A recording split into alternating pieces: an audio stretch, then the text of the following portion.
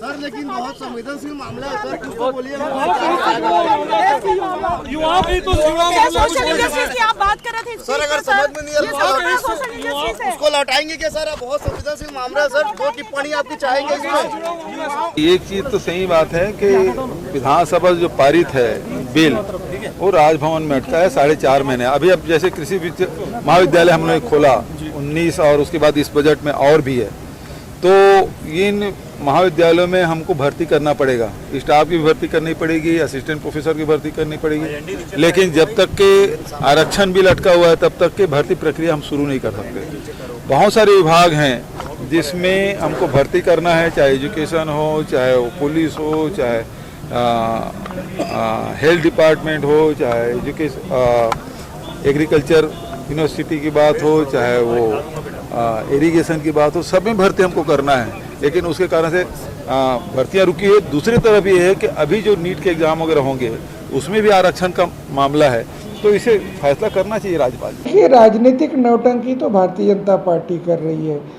विधानसभा में सर्वसम्मति से विधानसभा में पास हो जाता है आरक्षण संशोधन विधेयक और राज्यपाल के पास जाता है, और भारतीय जनता पार्टी के दबाव में महामहिम राज्यपाल महोदय आरक्षण विधेयक पे हस्ताक्षर नहीं करती है। खामियाजा जाए तो भारतीय जनता पार्टी को भुगतना पड़ेगा, क्योंकि हमारी सरकार का स्पष्ट सोच है, हमारी सरकार का स्पष्ट मानना है, हम छत्तीसगढ़ की जनता को उनके अधिकार जनसंख्या के अनुपात में हम देना चाहते हैं। मगर भारतीय जनता पार्टी के मंसूबे आप सब ने देखा है, 15 साल सरकार में रहने के बाद, सरकार जाने के बाद जिस ढंग से उनमें हताशा निराशा की दौर से गुजर रही है और यहाँ की जनता से बदला लेना चाहती है, मगर जनता 2023 में फिर से भारतीय जनता पार्टी से बदला लेगी।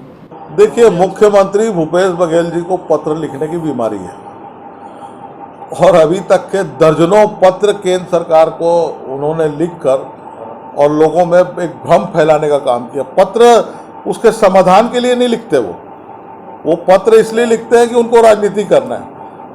और एक मुख्यमंत्री, जिम्मेदार मुख्यमंत्री, संवैधानिक पद में बैठा हुआ मुख्यमंत्री, वो अच्छे से जानते हैं कि किसी समस्या का निराकरण है तो दिल्ली में जाके हम बात करें, हम प्रधानमंत्री जी से बात करें या अन्य कोई वरिष्ठ मंत्री है उनसे जाकर बात करेंगे तो निराकरण होगा। लेकिन वो पत्र करके जो है वो लोगों के अंदर में एक भ्रम, मैं तो पत्र लिख डाले हूँ, क्या करूँ मैं। राज्य है जहाँ पे 50% से ऊपर है, अभी भी है, लेकिन उसके पीछे आपके तार्किक तर्क आपको देने की आवश्यकता है। उसके बाद आप उसमें परिवर्तन कर सकते हैं। कई राज्यों ने किए भी हैं। एग्जाम्पल 69 कर्नाटक में है, 72 झारखंड में है, उन्होंने अभी परिवर्तन किया भी, झारखंड ने परिवर्तन किया। ये केवल छत्तीसगढ़ की मांग नहीं है। राहुल गांधी भी जो मांग कर रहे हैं वो ऐसे बहुत स्टेट, 9-10 स्टेट, 12 स्टेट लगभग होंगे जो 50% से ऊपर जाना चाहते हैं। उन्होंने अपनी मांग रखी है कि उनको परमिशन दी जाए। वो ये केवल छत्तीसगढ़ का केवल अकेला मांग नहीं कह सकते।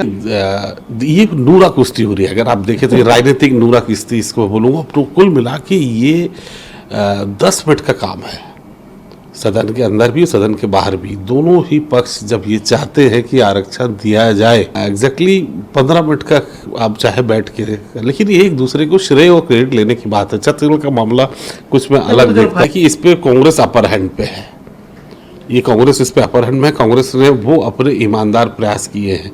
ये केवल और केवल आप ये कह के अपनी जिम्मेदारी से मुक्त नहीं हो सकते कि हमने आरक्षण, विपक्ष जो है कि हमने समर्थन दिया है उस बात को लेके कि, तो ये केवल उसको लिंगर ऑन कौन कर रहा है, आप भी जानते हैं, हम भी जानते हैं, और आवाम जानते हैं। बीजेपी को मुझे लगता है कि इसका नुकसान ही होगा।